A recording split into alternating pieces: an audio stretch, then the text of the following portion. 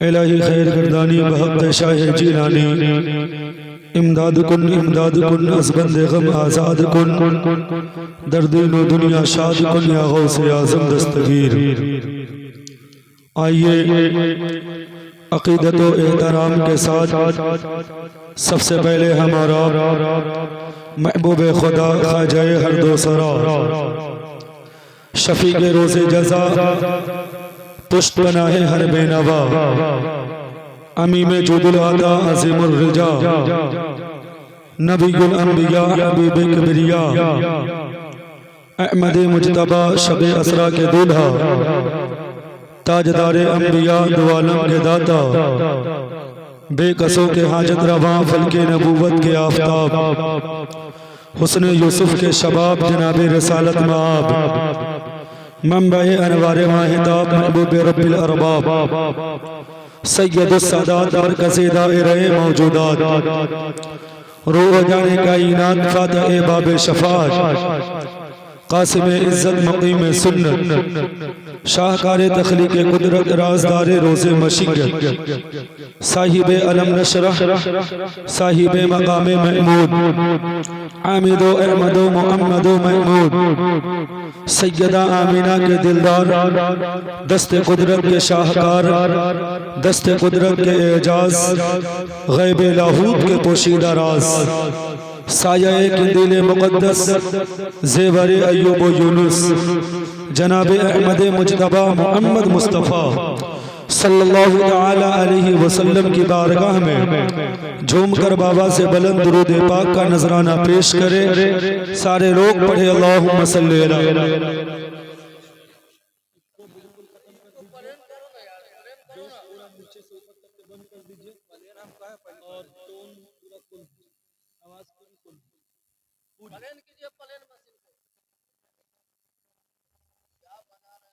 सैयदना व मौलाना मुहम्मद मुबारक वसल्लम सल्लल्लाहु अलैहि सलातम व सलामन अलैका या रसूल अल्लाह सल्लल्लाहु तआला अलैहि वसल्लम मौला यसल्ली वसल्लम दाइमन अबदा अला हबीबिका खैरिल खल्क़ि कुल्लिहिम मुहम्मद सय्यदुल कौनैन व थक़लैन वल फरीक़ैन मिन उर्बिन व मिन अजमी। अल्लाह की सरताबा कदम शान है ये इंसान ही इंसान वो इंसान है ये कुरान तो ईमान बताता है इन्हें ईमान ये कहता है मेरी जान है ये। उनके रोज़े पे बहारों की वो ज़ेबाई है जैसे फिरदौस पे फिरदौस उतर आई है। पाँव छू जाए तो पत्थर का जिगर मोम करे हाथ लग जाए तो शर्मिंदा मसीह आई है। जाने क्यों अर्श की किंदील बुझी जाती है उनके जलवों में नजर जब से नहा आई है। मिल गई है सरे बाली जो कदम की आहट रूह जाती हुई शर्मा के पलट आई है। वाह वाह मिल गई है सरे बाली जो कदम की आहट रूह जाती हुई शर्मा के पलट आई है। और सर पे सर क्यों ना झुके उनके कदम पे अरशद सर पे सर क्यों ना झुके उनके कदम पे अरशद एक गुलामी ही तो कौनैन की आकाई। बहुत एक गुलामी। नारे तकबीर नारे रिसालत उलमाए अहले सुन्नत नारे तकबीर नारे रिसालत। बहुत एक गुलामी ही तो कौनैन की आकाई है। हजरात सबसे पहले मैं अपनी जानिब से दिल की गहराइयों से आप सबको मुबारकबाद पेश करता हूँ कि आपने अनथक मेहनत और खुलूस के साथ अज़मत मुस्तफ़ा कॉन्फ्रेंस का एहतमाम किया। बिलाशुबा यह आपकी मेहनत आपकी लगन जद्दोजहद और इत्तेहाद का समरा है कि एक ऐसा रूह परवर और बामकसद जलसा मुनाकिद हुआ जो हक़ व सदाकत की अज़ीम शान याद को ताज़ा करने का ज़रिया बना। यकीनन जनाब कलामुद्दीन साहब लाइक मुबारकबाद है। अल्लाह करीम की बारगाह में दुआ है खल्ला के कायनात इस पाक महफिल को अपनी बारगाह में कबूल फरमाए। कहिए आमीन। और इस खिदमत को, इस मेहनत को अल्लाह ताला बाइस अजर व सवाब बनाए। आमीन सुम्मा आमीन। हजरात, आज की इस अजीम शान जलसे की सआदतमंद सरपरस्ती फरमा रहे हैं खतीब अहले सुन्नत उस्ताजुल कुर्रा अखलास व अखलाक के पैकर हजरत कारी मुजीबुर रहमान साहब क़िबला, जो मिंबर शरीफ पर मुकम्मल आन बान शान के साथ जलवागर हैं। अल्लाह ताला इन्हें सलामत रखे और इस जलसे की सदारत फरमा रहे हैं खतीब अहले सुन्नत मुफक्किर कौम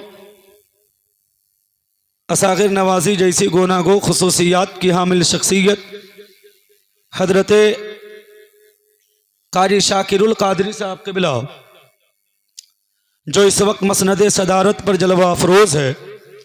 अल्लाह ताला हजरत को भी सलामत रखे। मिंबर शरीफ पर बहुत सारे उलमाए अहले सुन्नत की मौजूदगी है। आज की इस बज़्म की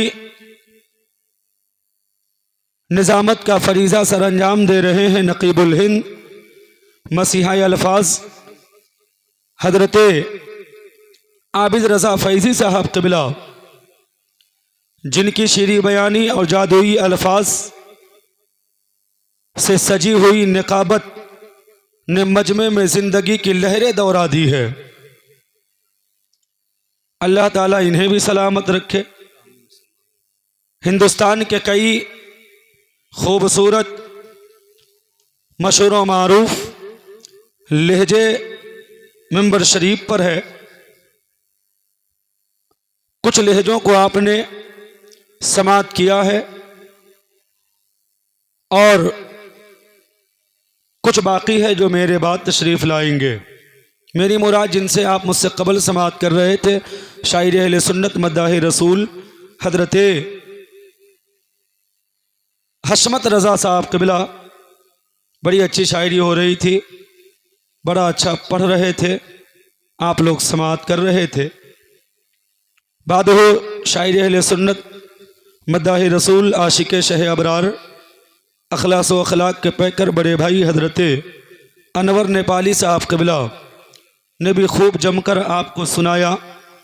आप खूब जमकर सुन रहे थे, नवाज रहे थे। अल्लाह ताला आपकी समात को अपनी बारगाह में कबूल फरमाए।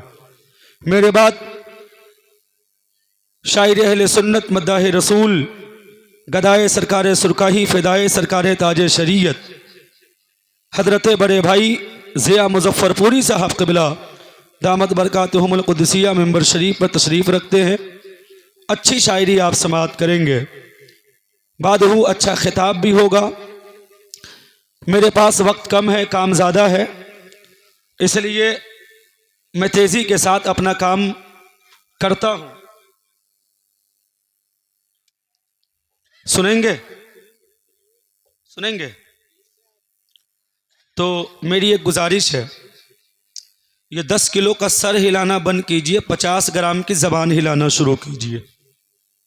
इसलिए कि 10 किलो सर की आवाज़ मुझ तक नहीं आएगी, लेकिन 50 ग्राम की जो आवाज़ निकलेगी वो मुझ तक भी आएगी, मदीना शरीफ भी पहुँचेगी। है ना। तमाम तर अफराद इधर बैठे हुए हैं हमारे मेंबरान की हैसियत से, है ना। अल्लाह ताला सबों को सलामत रखे। और जनाब कलामुद्दीन साहब का तो जवाब ही नहीं है। बड़ा खूबसूरत जलसा आपने सजाया है। अल्लाह ताला आपको इसका अज्र ज़रूर अता करेगा।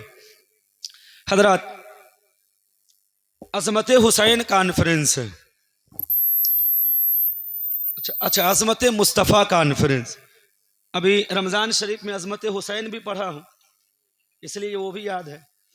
रमज़ान शरीफ में भी अल्हम्दुलिल्लाह अब तो रमज़ान शरीफ में भी जलसा हो रहे हैं और रमज़ान शरीफ में भी जलसा हो सकता है।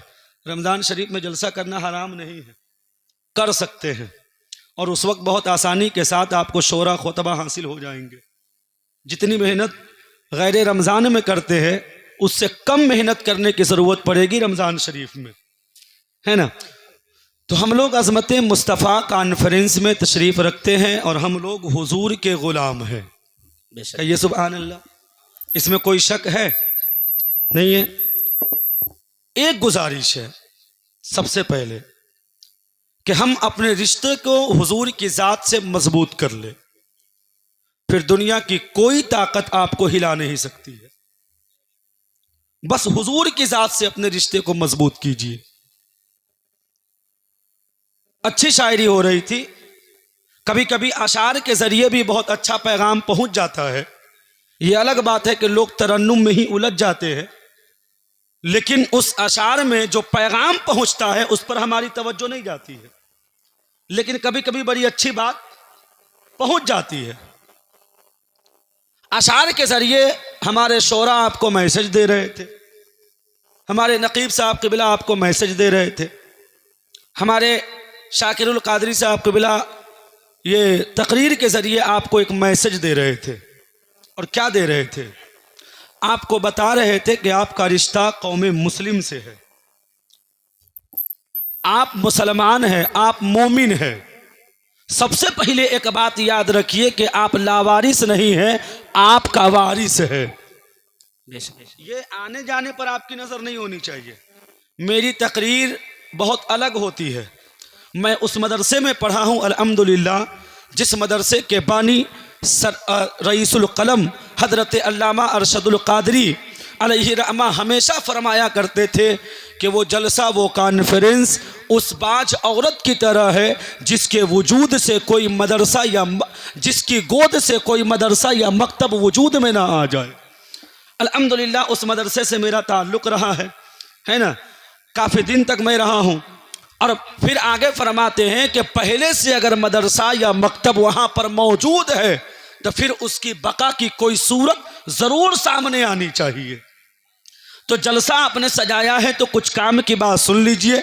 जितनी देर मैं बैठूंगा ये ज़रूरी नहीं है कि मेरी तकरीर में कोई हंसने का लम्हा भी आए, ये ज़रूरी नहीं है, लेकिन ये ज़रूरी है कि मेरी तकरीर के दौरान कोई कुछ ऐसी बात निकल जाएगी जिसको अगर आपने सुन करके अपने ज़हन व फ़िक्र में बसा लिया तो आपकी ज़िंदगी में वो बात ज़रूर कभी काम आ जाएगी। बहुत बेशक बेशक। इतना ज़रूर याद रखिए।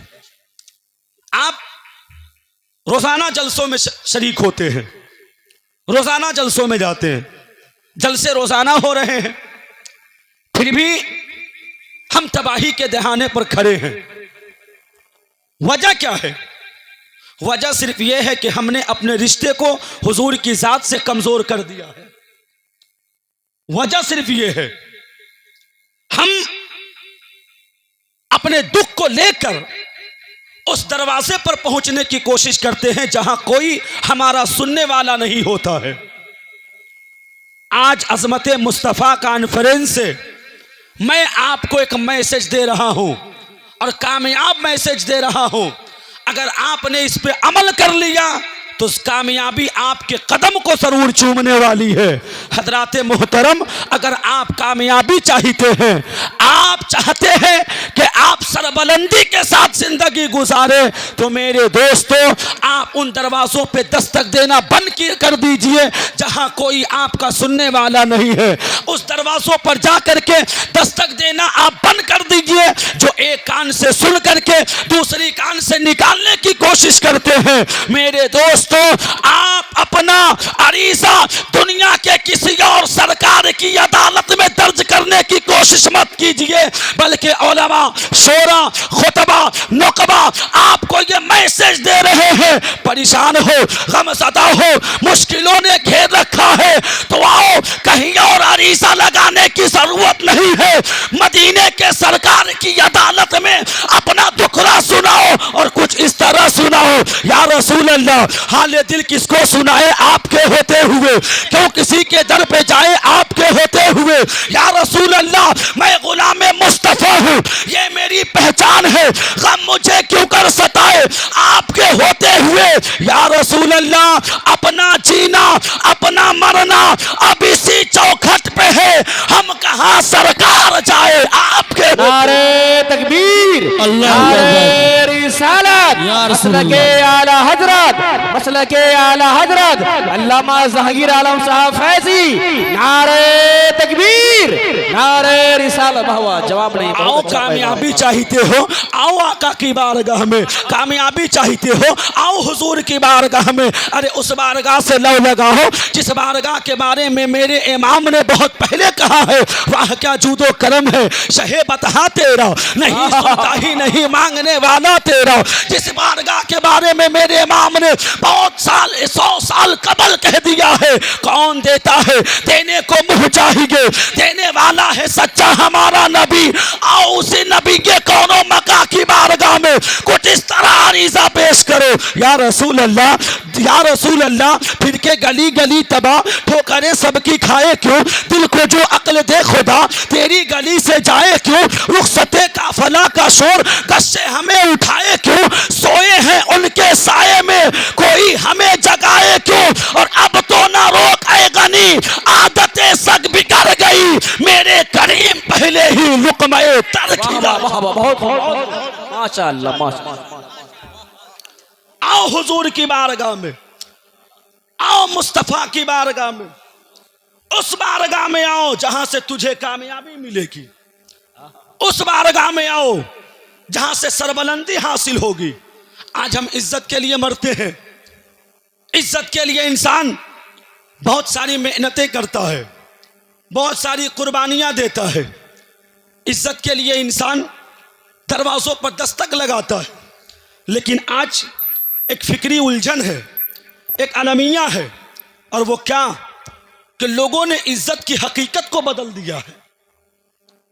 इज्जत की हकीकत क्या है, इज्जत का मेयार क्या है, इज्जत का स्टेटस क्या है, इज्जत का वकार क्या है। तो मेरे दोस्तों मालूम है, कुछ लोग कहते हैं इज्जत तो महंगे लिबास में है, कुछ लोग कहते हैं इज्जत अच्छे खाने में है, कुछ लोग कहते हैं इज्जत महंगी गाड़ियों के इस्तेमाल में है, कुछ लोग कहते हैं इज्जत आलीशान बंगले में है, कुछ लोग कहते हैं इज्जत सियासत के मैदान में है, कुछ लोग कहते हैं इज्जत खेल के मैदान में है, कुछ लोग कहते हैं इज्जत तिजारत के मैदानों में है, कुछ लोग कहते हैं इज्जत दुनियावी सरमाया में है। लेकिन आओ उलमा है अहले सुन्नत की बारगाह में, इनसे पूछो कि इज्जत की हकीकत क्या है, इज्जत का वकार क्या है, तो ये आपको बताएंगे। असल में इज्जत की हकीकत को समझना है तो हर घर में कुरान है, उठाओ कुरान, देखो कुरान, पढ़ो कुरान, समझो कुरान। कुरान पुकार कर कहता है वलिल्लाहिल इज्जतु वलिर रसूली वलिल मुमिनीन। इज्जत अल्लाह के लिए है, इज्जत रसूल के लिए है, इज्जत मोमिनों के लिए है। क्या पता चला इज्जत महंगे लिबास में नहीं है, इज्जत खाने में नहीं है, इज्जत सियासी मैदान में नहीं है, इज्जत महंगी गाड़ियों के इस्तेमाल में नहीं है, इज्जत आलीशान बंगले में नहीं है, बल्कि इज्जत है कहाँ, तो इज्जत अल्लाह की बंदगी में है, इज्जत तकवा में है, इज्जत बंदगी में है, इज्जत परहेजगारी में है, इज्जत इत्तिबा में है, इज्जत हुजूर की गुलामी में है। कुरान कहता है कुल इन कुंतुम तुहिब्बुनल्लाह फत्तबिऊनी, ऐ महबूब आप फरमा दीजिए लोगों से, ऐ लोगों अगर तुम अल्लाह से मोहब्बत करना चाहते हो तो फत्तबिऊनी, मेरी इत्तिबा करो, मेरी गुलामी करो। जो मुस्तफा की गुलामी करता है अल्लाह ताला उससे प्यार करता है, और जो मुस्तफा का गुलाम हो जाता है दुनिया में वही इज्जत वाला बन जाता है। नारे तकबीर, नारे रिसालत, मसलके आला हजरत, फैजाने आला हजरत, अजमत मुस्तफा कॉन्फ्रेंस अल्लामा जहांगीर आलम फैजी। नारे तकबीर, नारे रिसालत। वाह वाह, बहुत अच्छा पैगाम। इज्जत कहीं और नहीं है, इज्जत हुजूर के कदमों में है, इज्जत हुजूर की गुलामी में है, हुजूर की गुलामी में। आज जिनसे रिश्ता हमारा मजबूत होना चाहिए हमने उन्हीं से अपने रिश्ते को कमजोर कर लिया है। यही वजह है कि हम परेशान हैं, हम गमज़दा हैं, हम मुश्किलों में घिरे हुए हैं। याद रखो जिस दिन ये कौम हुजूर की ज़ात से अपने रिश्ते को मजबूत कर लेगी। जिस तरह इस कौम का सर बुलंद पहले था, आज भी इस कौम का सर बुलंद हो सकता है। आज भी सर बुलंदी मिलेगी, आज भी। लेकिन हुजूर की ज़ात से अपने रिश्ते को मजबूत कीजिए। हमने सब के लिए वक्त निकाला है, सब के लिए, भाई के लिए वक्त निकाला, बहन के लिए वक्त निकाला। अभी ईद का दिन गुजरा 2-4 रोज कबल, हम क्या सोचते हैं कि अगर ईद के दिन भाई के यहां नहीं जाएंगे, भाई से मुलाकात नहीं करेंगे तो भाई नाराज हो जाएगा। ईद के दिन अगर बहन के घर ना जाए तो बहन नाराज हो जाएगी। ईद के दिन अगर ससुराल ना जाए तो सास ससुर नाराज हो जाएंगे। ईद के दिन अगर हम अपने बेटे से मिलने के लिए ना जाए तो बेटा नाराज हो जाएगा। ईद के दिन अगर हम अपने दोस्त से मिलने के लिए ना जाए तो दोस्त नाराज हो जाएंगे। ईद के दिन अगर हम अपने पड़ोसियों से मिलने के लिए ना जाए तो वो नाराज हो जाएंगे। ईद के दिन हम अगर अपने करीबी रहने वालों से मिलने के लिए ना जाए तो वो नाराज हो जाएंगे। इसलिए हम हर घर जाते हैं, हर घर के चक्कर लगाते हैं, हर घर पे जाकर सबकी दिलजोई करते हैं, सबका दिल रखते हैं। बताओ, हमने सब के लिए वक्त निकाला है, अल्लाह उसके रसूल के लिए कितना वक्त निकाला है? अल्लाह उसके रसूल के लिए हमने कितना वक्त निकाला है? मरना है, कब्र में जाना भी है। और याद रखो, दुनियादार साथ छोड़ देगी। बाप रोता जरूर है बेटे की मैयत पर। मौलाना शाकिरुल कादरी साहब, सीना पीट पीट कर बाप बेटे की मैयत पे जरूर रोता है, लेकिन बाप की जबान से कभी ये बात निकलते हुए आपने कभी नहीं सुना होगा कि बाप भी ये कहता हो कि मैं अपने बेटे से बहुत ज्यादा प्यार करता हूं, मेरे बेटे के साथ मुझे भी कब्र में उतार दो। नहीं कहता है। या बाप ये कहता नहीं कि मेरे बेटे को मेरे घर में ही रहने दो। बेटा बाप से बहुत प्यार करता है, लेकिन कभी बेटा कहता नहीं है कि मेरे बाप को मेरे साथ रहने दो। जो ही जिस्म से जान निकलेगी, कब्र की तैयारी शुरू हो जाएगी। जान निकल गई, 5 से 10 मिनट का रोने का मामला होता है। ये हकीकत है और कड़वी सच्चाई है। इसके घोंट को पीना थोड़ा सा मुश्किल जरूर होगा, लेकिन हकीकत जरूर है। जब किसी का इंतकाल हो, घर वाले 10 मिनट 20 मिनट आधा घंटा रोते, और उसके बाद में क्या करते? मस्जिद में ऐलान कर दो। क्या ऐलान करना है भाई? फला साहब का इंतकाल हो गया, जोहर के बाद जनाजा है। ये ऐलान होता है कि नहीं होता है? होता है ना। बेटा दौड़ करके जाता है, कैमरे वाले को बुलाता और कहता है कुछ अच्छी तस्वीर निकाल लो। क्यों? इसलिए कि बैंक में दिखाने की जरूरत पड़ेगी तो मैं ये तस्वीर दिखा सकूंगा। कहीं और अगर जरूरत पड़ेगी तो मैं ये तस्वीर दिखा सकूंगा कि मेरे बाप का इंतकाल हो गया है। मेरे दोस्तों, कोई जाएगा, कब्र खोदने वाले को पकड़ेगा, कहेगा इस हाइट के वो थे, इस हाइट की जाकर के कब्र को तैयार कर दो। सब काम में मसरूफ हो जाएंगे। और काम कौन? काम कौन सा? वही काम जिस काम में आपको कब्र के हवाले किया जाएगा। इसकी तैयारी में सब लग जाएंगे। बताइए, जो कब्र में जाकर के तने तनहा आपको छोड़ दे, हमने उनके लिए बहुत वक्त निकाला है। जो मुस्तफ़ा जब दुनियादार साथ छोड़ती है तो मुस्तफ़ा अपनी उम्मत के लिए तशरीफ़ लाते हैं। उस मुस्तफ़ा के लिए हमने कितना वक्त निकाला है? हुजूर के लिए कितना वक्त निकाला है? सिर्फ दम भरने से होगा कि हम हुजूर से मोहब्बत करते हैं? एक वक्त की नमाज नहीं, नमाज हुजूर की आंखों की ठंडक है। बताइए, हमारी कौम को कितना पता है नमाज हुजूर की आंखों की ठंडक है? एक वक्त की नमाज नहीं, कब्र में जाएंगे, हुजूर ने पूछ दिया तो क्या जवाब दोगे? बाप के सामने जब बेटे का जुर्म खुलता है तो बेटा शर्म से पानी पानी हो जाता है। यार यहाँ बाप से ज्यादा हम रसूल पाक से प्यार करते हैं, बाप से ज्यादा हमारा लगाव हुजूर से है, बल्कि बाप की जान मुस्तफा के कदमों पे कुर्बान। बताओ उस मुस्तफा का सामना हम कौन सा चेहरा लेकर के कब्र में करेंगे, किस तरह कब्र में जाएंगे।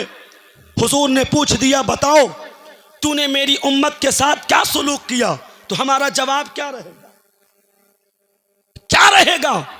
इसलिए कि आज तो हमारा काम यह हो चुका है, मेरे घर के बगल में किसी लड़की का रिश्ता अगर लग रहा है तो हत्तल इम्कान हम कोशिश करते हैं कि अच्छे घर में रिश्ता अगर लग रहा है तो किसी तरह वो रिश्ता काट दिया जाए। अगर कोई गाड़ी खरीद रहा है तो फिर हम उससे हसद करते हैं, और अगर वो किसी हादसे का शिकार हो जाए तो फिर हम ये कहते बहुत ये बनता था वो बनता था, अच्छा हुआ कि उसके साथ ये मामला पेश आया। हमारी आवाज से, हमारी हरकत से कितने हमारे मोमिन भाइयों का, कितने लोगों का दिल दुख रहा है, हमें इसकी परवाह नहीं है। बताओ जब हम कब्र में जाएंगे और हुजूर ने ये सब पूछ दिया तो हमारा जवाब क्या होगा।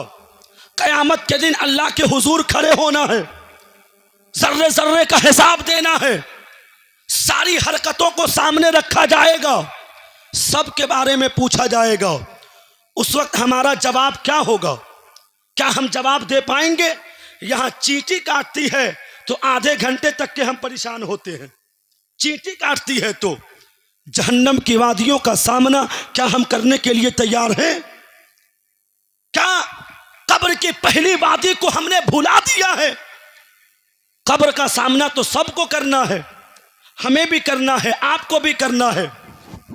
मेरे दोस्तों, फिर हमें करना क्या चाहिए, क्या चाहिए। तो जिस तरह हमने सब के लिए वक्त निकाला है उसी तरह सबसे ज्यादा अल्लाह की बंदगी और हुजूर की गुलामी के लिए वक्त निकालना है। बेशक बेशक सबसे ज्यादा। किसी मोमिन भाई का तो दिल नहीं दुख रहा है, इसका ख्याल करना है। कोई भूखा मेरे घर के अगल बगल में सो तो नहीं रहा है, इसका ख्याल करना है। कोई लाचार तो नहीं है, कोई बेबस तो नहीं है, या कोई हमारी ऐसी बेटी तो नहीं है जिसकी उम्र 25 साल 30 साल हो गई है और गुर्बत की वजह से शादी नहीं हो रही है। ऐसे धन को आग लग जाए कि मेरे पास दौलत है और मेरे घर के बगल में या हमारी बस्ती में कोई बच्ची ऐसी गरीब है जिसकी शादी गुर्बत की वजह से नहीं हो रही है। ऐसी दौलत को आग लग जाए, ऐसी दौलत बर्बाद हो जाए। मेरे दोस्तों, हम कहते हुजूर के गुलाम हैं, हम कहते हुजूर के आशिक हैं, हम कहते हुजूर के आशिक हैं। चूंकि मेरी तकरीर का मौजू कुछ और था, लेकिन हजरत ने मुझे इशारा किया है तो अचानक से मैं ये बात करने लगा हूँ, है ना। और हत्तल इम्कान कोशिश कर रहा हूँ। आपकी समात बड़ी अच्छी है, मैं ज़्यादा बुलवाने का भी कायल नहीं हूँ। मैं तो ये चाहता हूँ कि जब इस्लाह मुआशरा पे गुफ्तगू हो तो आप खामोशी के साथ ही सुनिए, लेकिन अमल करने की कोशिश कीजिए, है ना। और जब फजीलत पे तकरीर हो तो फिर आप झूम करके सुनिए, मचलिए। मैं क्या कह रहा था, हम हुजूर के गुलाम हैं, हुजूर के आशिक हैं। एक बात बताइए, मेंबर शरीफ पर उलमा बैठे हैं, ये हमारी पुष्ट पनाही कर रहे हैं, ये मुस्कुरा देते हैं तो हमारी कामयाबी इसी में हो जाती है ना। एक बात बताइए कि हम कहते हैं कि हम हुजूर के गुलाम हैं। हुजूर की तारीख उठा करके पढ़िए, मेरे आका पूरी जिंदगी अपनी उम्मत की फिक्र करते रहे, पूरी जिंदगी। और हुजूर से ज्यादा इस कायनात में हम लोगों से, हमसे हुजूर से ज्यादा इस कायनात में हम गुनहगारों से प्यार करने वाली जात कोई और नहीं है। जितना प्यार आका ने किया है उतना प्यार बाप भी नहीं कर सकता, मां भी नहीं कर सकती, औलाद भी नहीं कर सकती। बताओ, हम किसी को दोस्त बनाते हैं तो उससे कितना प्यार करते हैं, बेतहाशा प्यार करते हैं। और अगर वही दोस्त आपके साथ नाइत्तेफाकी कर जाए, आपके साथ अगर कुछ गलतियां कर जाए, आपको धोखे में मुब्तला कर दे, तो फिर आपको कितनी तकलीफ होती है। और तकलीफ क्यों होती है? सिर्फ इस वजह से होती है कि, और आप खुद अपनी जबान से कहते हैं कि कोई और मुझे धोखा देता तो इतनी तकलीफ नहीं होती जितनी तकलीफ जिसको मैंने अपना माना था उसने दी है तो हुई है। जब अपना कोई तकलीफ देता है तो बड़ी तकलीफ होती है, कोई और देता है तो इतनी तकलीफ नहीं होती है। बताओ, हुजूर से भी ज्यादा कोई अपना बनाने वाला है? हुजूर से भी ज्यादा कोई मोहब्बत हमसे करने वाला है? अब मेरे दोस्तों बताइए, हुजूर हमसे सबसे ज्यादा प्यार कर रहे हैं, और फिर जब हम नमाज नहीं पढ़ते होंगे तो फिर हुजूर की कैफियत क्या रहती होगी? हुजूर को कितनी तकलीफ पहुंचती होगी? जिस वक्त हम झूठ बोलते होंगे, बताइए उस वक्त हुजूर को कितनी तकलीफ पहुंचती होगी? जिस वक्त हम किसी मोमिन भाइयों का दिल तोड़ते होंगे, बताइए उस वक्त कितनी हुजूर को तकलीफ होती होगी। अरे हम तो नाम के आशिक कहला रहे हैं, नाम के गुलाम कहला रहे हैं। असल में गुलाम अगर देखना है तो खलीफा दौम हजरत फारूक आज़म को देख लो। कहिए सुभान अल्लाह। हजरत फारूक आज़म कौन है? जिनके बारे में आका खुद फरमाते हैं कि मेरे बाद अगर कोई नबी बनकर दुनिया में आता तो वो उमर बनकर आता। कहिए सुभान अल्लाह। मेरे बाद अगर कोई नबी बनकर दुनिया में आता तो वो उमर बनकर के आता। जिस फारूक आज़म के बारे में आया है कि जब फारूक आज़म गलियों से निकलते थे तो शैतान देख करके अपना रास्ता बदल लेता था। वो फारूक आज़म मेरे दोस्तों, जिनको दुनिया में हुजूर ने जन्नती होने की बशारत दी है। जहां पर 4 खुलफा में आपका नाम आता है, वहीं पर 10 अशरे मुबश्शरा में भी आपका नाम आता है। अशरे मुबश्शरा कौन है? जिनको हुजूर ने दुनिया में जन्नती होने की बशारत दी है, उन्हें अशरे मुबश्शरा कहा जाता है। मालूम है हजरत फारूक आज़म है।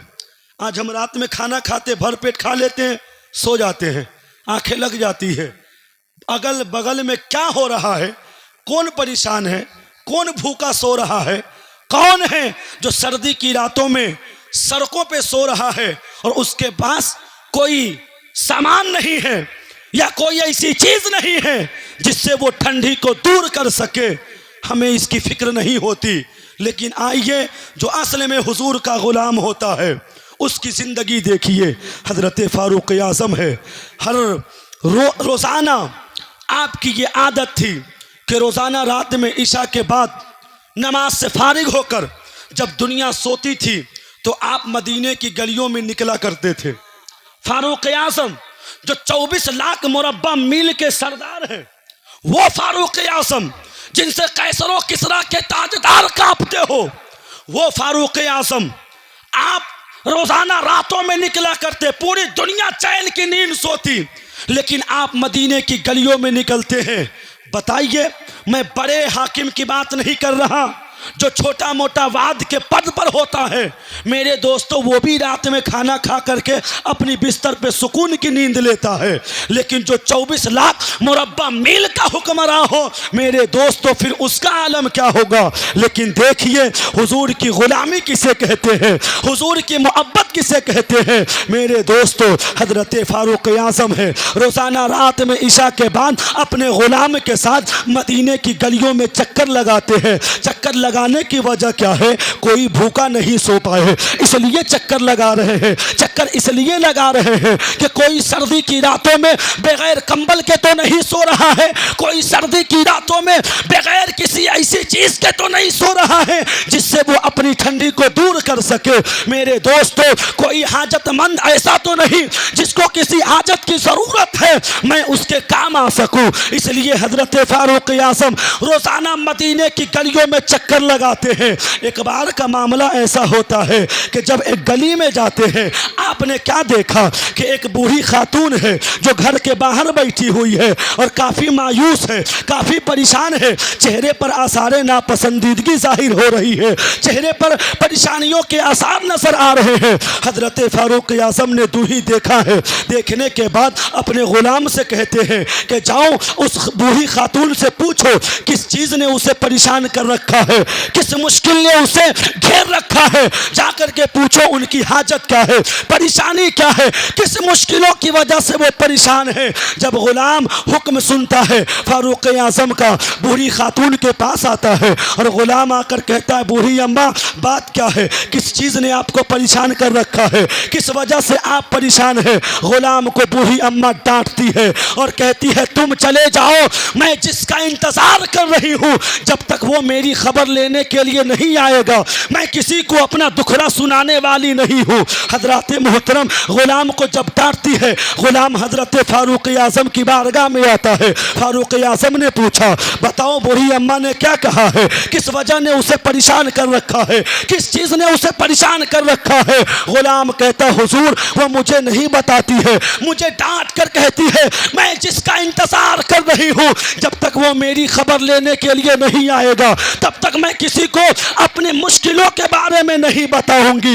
हजरत फारूक आज़म खुद से चलकर उस बूढ़ी खातून के पास जाते हैं और जाने के बाद कहते हैं, ऐ बूढ़ी अम्मा आप परेशान क्यों हैं, किस बात ने आपको परेशान कर रखा है, किस मुश्किल ने आपको घेर रखा है, वजह क्या है, आपकी हाजत क्या है। बूढ़ी अम्मा कहती, तुम भी चले जाओ, मैं जिसका इंतजार कर रही हूँ जब तक वो उमर मेरी खबर लेने के लिए नहीं आएगा तब तक मैं किसी को बताऊंगी नहीं। मैं उमर की रियाया हूँ, उमर मेरा हाकिम है, जब तक मेरी खबर लेने के लिए उमर नहीं आएगा मैं किसी को नहीं बताऊंगी। फारूक आज़म ने अपना नाम नहीं बताया बल्कि आप असरार करने लगे। बूढ़ी अम्मा बताइए आप परेशान क्यों हैं, किस बात ने आपको परेशान कर रखा है। बहुत ज़्यादा असरार करने के बाद बूढ़ी खातून कहती है, सुनो मैं 3 दिन से भूखी हूँ, मुझ पे कुछ कर्ज भी हो गए हैं और उमर मेरी खबर लेने के लिए नहीं आता है, मैं उमर का इंतजार कर रही हूँ।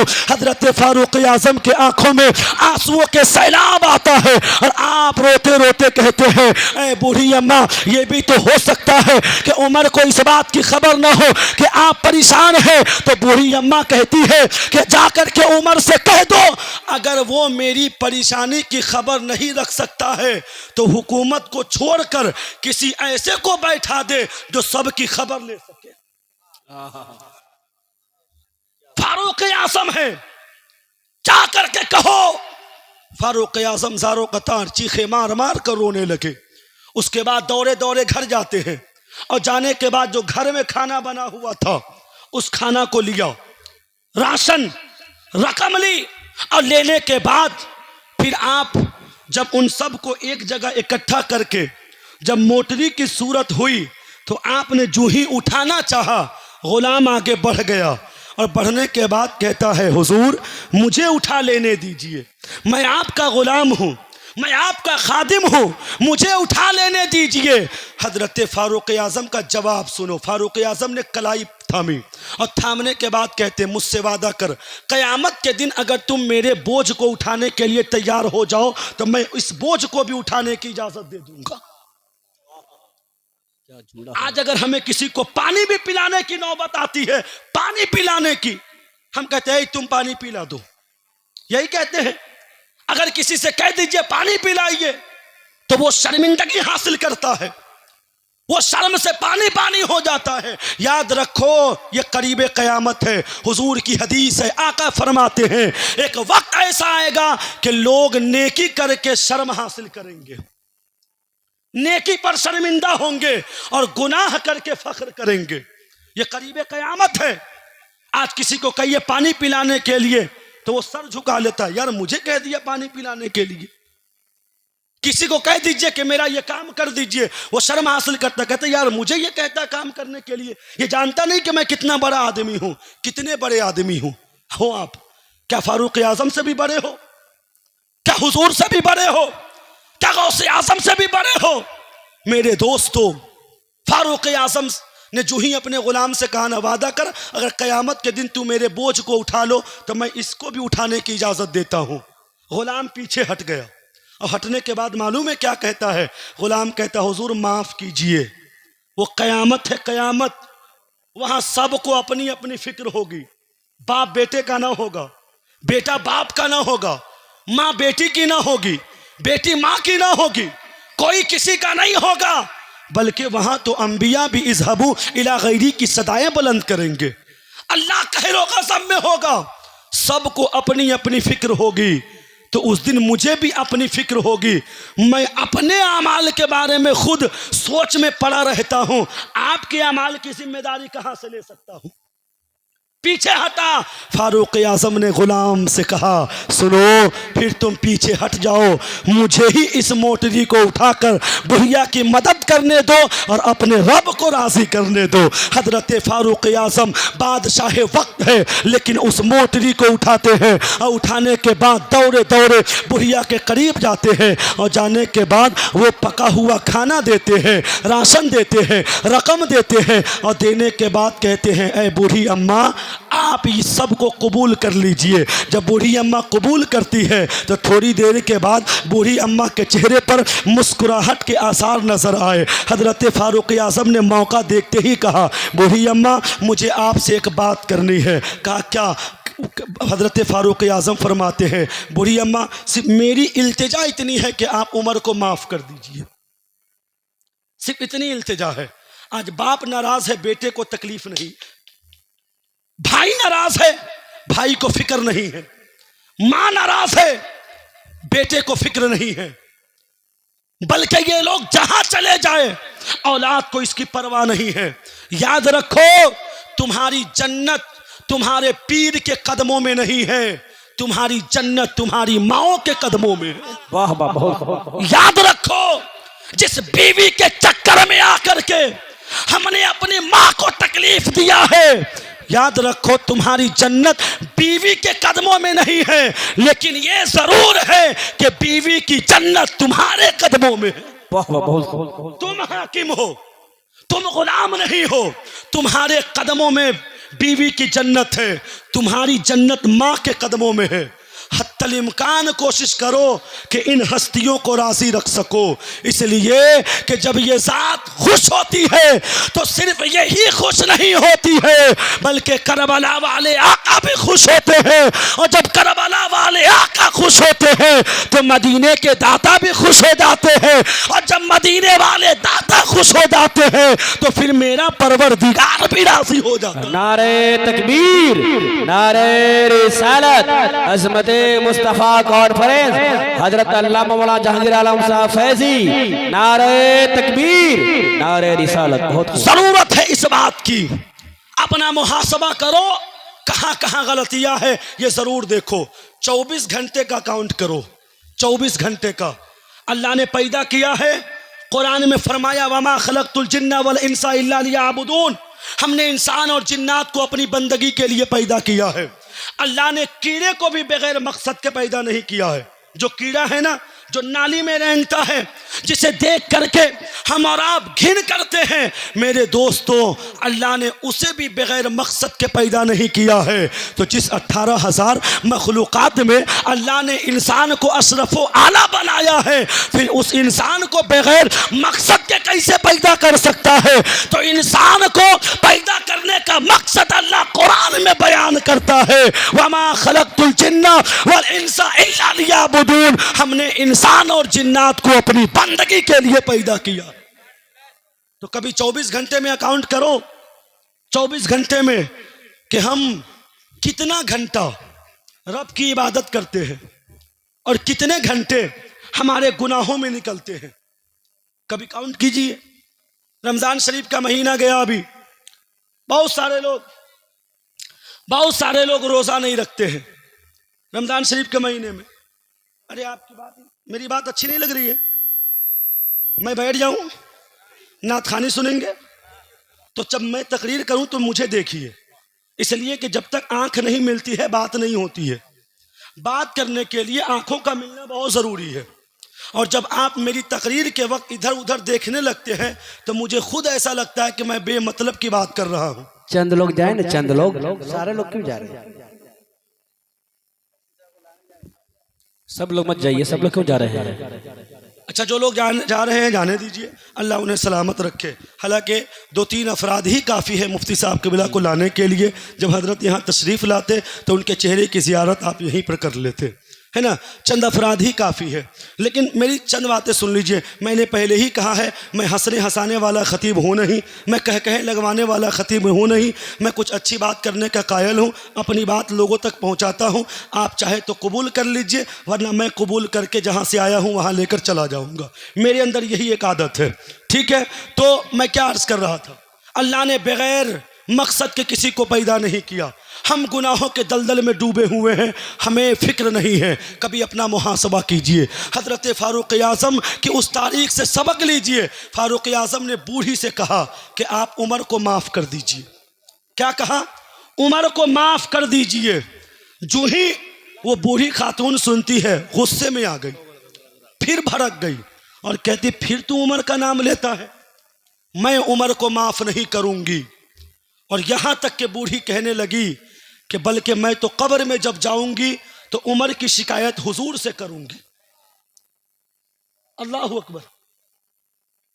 बूढ़ी अम्मा कहती मैं कब्र में जब जाऊंगी उमर की शिकायत हुजूर से करूंगी।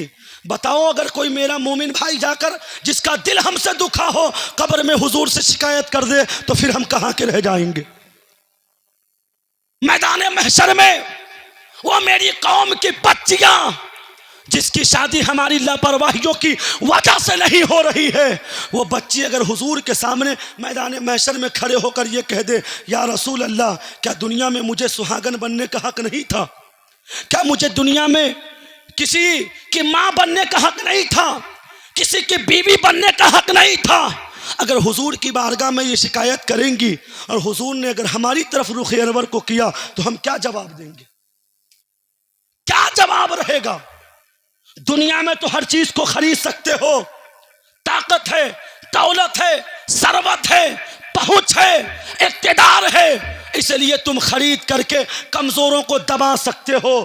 क्या कयामत के दिन भी कुछ खरीद पाओगे?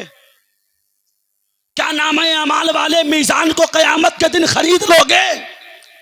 इतनी औकात है, इतनी हैसियत है। आज अपने आप में चूर रहने वालों याद रखो, तुम जिसे कहते हो ना कि इसकी औकात क्या है मेरे सामने, असल में उसकी औकात के सामने आपकी कोई औकात नहीं है। मैं एहसास दिलाऊं कैसे? ऐसे कि आपकी औकात तो इतनी है कि आप खुद से चलकर आखिरी आरामगाह तक भी नहीं पहुंच सकते हैं। जिसको आपने कहा है ना उसकी औकात मेरे सामने खड़े होने की भी नहीं है, वही आपको कांधे पर उठाकर कब्र के हवाले करेगा, वही कांधे पर उठाकर कब्र की आगोश में आपको डालेगा। तो हमारी औकात इतनी भी नहीं है कि हम आखिरी घर तक खुद से चलकर जा सके। कहां पर तुम मस्त हो? ये दौलत, ये सरवत, ये दुनिया की रंगीनियां जिस अल्लाह ने दी है, याद रखो जब वो लेने पर आ जाए तो फिर जर्रा जर्रा भी आपसे छीन सकता है। एक पैसे के भी आप मोहताज हो जाएंगे। हम कहते कौम मुस्लिम है, हम मुसलमान हैं, हम आशिक है। आखिरी मरहले पर मैं जा रहा हूं, सुनिए। आशिक है, हमें तो शर्म आती है उस वक्त जिस वक्त मैं अपनी कौम की बच्चियों को सिग्नलों पे भीख मांगते हुए देखता हूं। खुद में शर्म उस वक्त आती है जिस वक्त मैं अपनी कौम की बच्चियों को लाचारी की वजह से औरों के हाथ में अपने हाथ को देते हुए देखता हूं। मेरे दोस्तों, आज हमें शर्म नहीं आती? आज बच्चियां मुर्तद जो हो रही है सिर्फ इसलिए नहीं कि कॉलेज के रंगीनियों ने उन्हें अपने घेरे में ले रखा है, नहीं, कभी कभी माँ बाप के जुल्म सितम की वजह से भी हमारी बच्चियां मुर्तद होने पे मजबूर हो रही है। और मेरे पास इसके मिसाल है, कई मिसाल है मेरे पास। हजरत आखिरी मरहले पर मैं पहुंच गया हूं, फिर कभी अगर मौका मिलेगा तो मजीद गुफ्तगू होगी। लेकिन आखिरी वक्त में चूंकि जो दर्द है मेरे सीने में, मैं पूरे रमज़ान शरीफ साल में एक मर्तबा रमज़ान शरीफ 4 या 5 रमज़ान को मेरी आदत है, मैं निकलता हूँ बुज़ुर्गों की बारगाहों में हाज़िरी के लिए। मदीना शरीफ जाने वाले बहुत सारे लोग मदीना शरीफ जाते हैं। इस ग़ुलाम का बुलावा जब तक कि नहीं आया है और नहीं आया तो ये ग़ुलाम की ख्वाहिश होती है कि कम से कम सुल्तानुल हिंद अताए रसूल सरकार गरीब नवाज़ की बारगाह में ज़रूर हाज़िरी हो जाए। और इस साल रमज़ान शरीफ में मज़ीद मेरा सफ़र हुआ। दिल्ली, अजमेर शरीफ, अहमदाबाद, मुंबई, नागपुर वगैरह का भी हादसा मैं देख कर आया। शहर जमशेदपुर तो खैर मैं रहता ही हूँ, बोकारो कलकत्ता जाना हुआ। जाने के बाद कुछ कुछ ऐसे मनासिर देखने को मिले हैं जिसको देखने के बाद दिल जलता है। हमारी कौम लापरवाहियों की जिंदगी जी रही है, हमारी कौम अपने आप में चूर है। बताओ तुम कामयाब कैसे हो सकते हो? जिस कौम की बच्चियां सिग्नलों पे भीख मांगे, क्या वो कौम कामयाब होगी? जिस कौम की बच्चियां बुर्का पहन करके सड़कों पे औरों के सामने अपने हाथ को फैलाती हो, क्या वो कौम कामयाब हो सकती है? जिस कौम की बच्चियां नकाब पहन करके पार्कों की जीनत बन रही हो, क्या वो कौम कामयाब हो सकती है? जिस कौम की बच्चियां बाजार की जीनत बन रही है, क्या वो कौम कामयाब हो सकती है? हरगिज नहीं हो सकती है। और याद रखो, तुम ये अगर सोच रहे हो कि तुम्हारे मातहत, तुम्हारी जिम्मेदारी में कोई नहीं है, तो फिर ये तुम्हारी लापरवाही है। लापरवाही क्या समझते हो? बीवी कोई गुनाह कर रही है, उसका अमाल उसके साथ नहीं, आपको वो जहन्नम में लेकर जाएगी। हुजूर की हदीस है, आका फरमाते हैं कयामत के दिन एक औरत 4 मर्दों को जहन्नम में लेकर जाएगी। जल्दी से सुन लीजिए, बाप है, भाई है, शौहर है, बीवी है, इन सब के जिम्मेदार आप हैं। आपकी बेटी कहाँ जा रही है ये देखिए, दूसरे की बेटी कहाँ जा रही है इसको देखना बंद कीजिए। दूसरे की बीवी कहाँ जा रही है इसको देखना बंद कीजिए। मेरी बीवी कहाँ जा रही है हम इसको देखें। दूसरे की बहन कहाँ जा रही है इसको देखना बंद कीजिए। मेरी बहन कहाँ जा रही है इसको देखिए। अपनी बहन और बेटियों पर इतना भी भरोसा मत करो कि लापरवाह की तरह उसे छोड़ दो कि तुमको जहां चाहे, तुम जहां चाहती हो चली जाओ। नहीं, अगर किसी जरूरत से जा रही है तो तुम बहैसियत बाप, बहैसियत भाई, बहैसियत बेटा खुद जाओ उसके साथ और उसकी जो भी जरूरियात है सबको पूरी करके लाने की कोशिश करो। दयूस मत बनो, लापरवाह मत बनो। हुजूर के गुलाम हो, हुजूर के गुलाम बनकर रहो। अपनी बेटियों को सैयदा फातिमा की तारीख पढ़ के सुनाओ, अपनी बेटियों को सैयदा ज़ैनब की तारीख पढ़ के सुनाओ। अपनी बेटियों पर कोशिश करो और कहो, ऐ मेरी बेटी, तुम्हारी जिंदगी किसी और की जिंदगी से आइडियल बनाने के लिए नहीं है, बल्कि तुम्हारी जिंदगी कनीज़ाने फातिमा में शुमार होने के लिए। ये आप ज़रूर अपनी बच्चियों को तालीम दीजिए। तो आखिरी बात जो मैं कह रहा था, फारूक आज़म बार बार कहते हैं माफ़ कर दो, उमर को माफ़ कर दो। उमर बहुत ज़्यादा रोने लगे। गुलाम कहता है कि फारूक आज़म को इतना रोते हुए मैंने कभी नहीं सुना जितना इस जुमले पर उनको रुलाया है कि मैं उमर की शिकायत जाकर कब्र में हुजूर से करूँगा। हज़रत फारूक आज़म की चीखें निकलती हैं, रोने लगते, रो रो कर कहते हैं, ऐ बूढ़ी अम्मा, उमर को माफ़ कर दे, उमर बहुत कमज़ोर है, उमर बर्दाश्त नहीं कर पाएगा। ऐ बूढ़ी अम्मा, तू उमर को माफ़ कर दे। हज़रत फारूक आज़म कह रहे हैं, हज़रत फारूक आज़म असरार पेश कर रहे हैं, हज़रत फारूक आज़म माफ़ी मांग रहे हैं। बार बार जब असरार करते हैं, बूढ़ी अम्मा कहती है, सुनो, मैं उमर को तेरी वजह से माफ़ करती हूँ, इसलिए कि तू मुझे बड़ा अच्छा लगता है, तू मुझे बड़ा नेक लगता है, इसलिए मैं तेरी वजह से उमर को माफ़ करती हूँ। जो ही माफ़ करना ही था कि फारूक आज़म ने कहा, बूढ़ी अम्मा मुझे लिख करके दो कि आपने उमर को माफ़ कर दिया। तो हज़रात मोहतरम बूढ़ी अम्मा कहती है, ऐ जवान तू ही लिख, मैं दस्तखत कर दूंगी। हजरत फारूक आजम ने लिखा है, दस्तखत करने के लिए जो ही बूढ़ी अम्मा के हाथ में कलम और कागज से देते हैं और जो ही बूढ़ी अम्मा दस्तखत करना चाहती ही है कि दरवाजे पर मौला अली आ गए, सलमान फारसी आ गए और आने के बाद मौला अली फरमाते हैं, ऐ उमर मैं आपको पूरे मदीने में तलाश कर रहा हूँ और आप यहाँ हैं। हजरत उमर का नाम जब जो ही बूढ़ी अम्मा सुनती है फौरन खड़ी हो जाती है, कांपने लगती है और कांपते कांपते कहती है, ऐ उमर मुझे माफ कर दे, मैं आपको पहचान न सकी, मैं आपको पहचान न सकी कि आप ही हाकिम वक्त है, मुझे आप माफ कर दीजिए। जो ही हजरत फारूक आजम से बूढ़ी अम्मा कांपते हुए ये बात कहती है, फारूक आजम ने कहा, बूढ़ी अम्मा घबराने की जरूरत नहीं है, अपने वादे पर कायम रहो, मुझे दस्तखत करके दो कि तूने उमर को माफ कर दिया। अब हजरत फारूक आजम के कहने पर बूढ़ी अम्मा दस्तखत करती है कि मैंने उमर को माफ किया।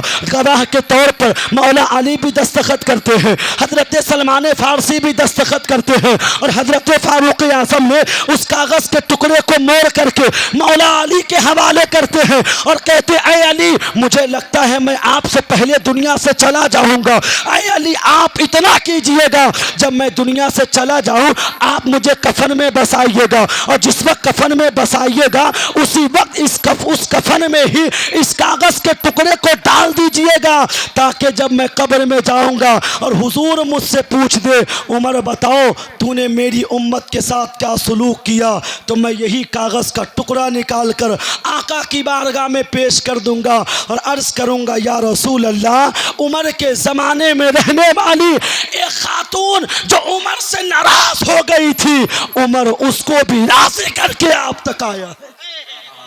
ऐसे होते हैं मोहम्मद के दीवाने, ऐसे होते हैं हुजूर के गुलाम, ऐसे होते हैं हुजूर के उशाक। मेरे दोस्तों क्रिकेटर को आइडियल बनाना बंद कीजिए, फिल्म स्टार को आइडियल बनाना बंद कीजिए। मेरे दोस्तों उनको आइडियल मत बनाइए जो आपको जहन्नम तक लेकर जाए, बल्कि उनको आइडियल बनाइए जिनके दामन से आप जुड़ जाएंगे तो आपको जन्नत तक साथ लेकर जाएंगे। इंशाअल्लाह ज़िंदगी ने वफ़ा किया, मुलाकात बात सब होगी। कोई बात खिलाफ शरीयत निकली हो तो मैं भी तौबा कर लेता हूँ, आप हजरात भी पढ़ लीजिए, पढ़िए अस्तगफिरुल्लाह रब्बी मिन कुल्ली ज़ंबि व अतूबु इलैहि। ईमान की ताज़ीब है ला इलाहा इल्लल्लाह मुहम्मदुर रसूलुल्लाह सल्लल्लाहु तआला अलैहि वसल्लम। उनसे क्या मांगे क्या सवाल करे, जो खुद ही उम्मत का ख्याल करे, बात बिगड़े तो सब यही चाहे, फैसला आमीना का लाल करे। अस्सलामु अलैकुम।